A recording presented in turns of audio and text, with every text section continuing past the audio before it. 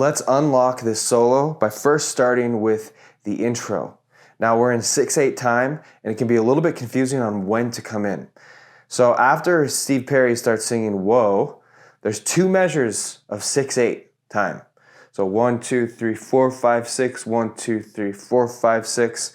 And then on that 3rd measure, after he starts saying Whoa, on beat 4, that's when you come in with the slide. And then on beat 6 is when you come in with the run.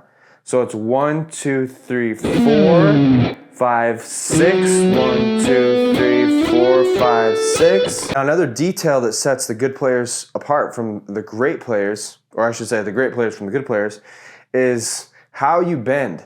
I like to do a dirty bend here, which is basically a raking technique. So instead of just hitting the high E string, what I like to do is I like to put my palm on the strings above the high E string and rake across at least the G and the B, rake across the G and the B and the high E.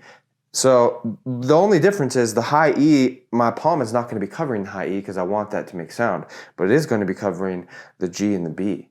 So it's going to give me a little bit of like muting dirtiness on that rake, plus the bend, which makes it sound have a little more umph with it. So the next part that I like to focus on is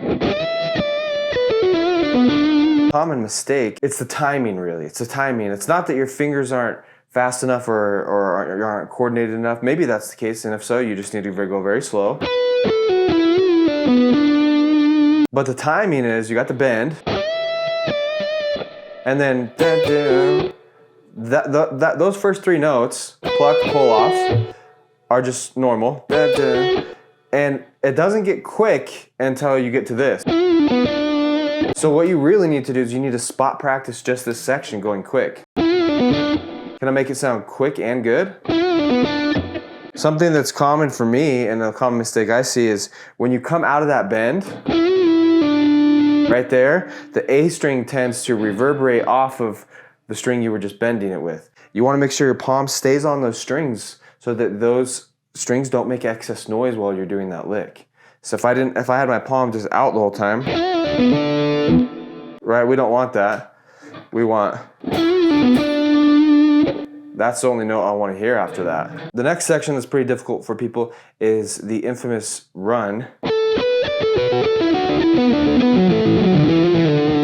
And the reason why it's difficult for most people is because of their picking pattern. Either number one, they're not doing the same picking pattern every time. They're doing some downs and ups and downs. They don't even know what they're doing with their right hand. Okay. Number 2 is they're probably doing inside the string picking, alternate picking, but inside the string, which means you're doing a downstroke on one string and then an upstroke on the string above and then a downstroke and then an upstroke. That places your pick inside the strings the whole entire time. The best way to do it, in my opinion, the way that I think most of my students pick things easier is outside the string. So what you want to do is you want to start the sequence on an upstroke so that all the notes after that are outside of the string. So like this, up, down. And then from there, up, down, up, down, up, down, up, down. And you get the idea. The last part that really makes the solo stand out and sound great is this section. Now I just played it with some finesse and style and swagger, but if I played the notes normal, it doesn't sound like it has as much sexiness and swagger to it. So after you do this, on this part, what you want to do, it's a very subtle detail, but right after you bend, at the top of the bend, you want to stop the bend like this.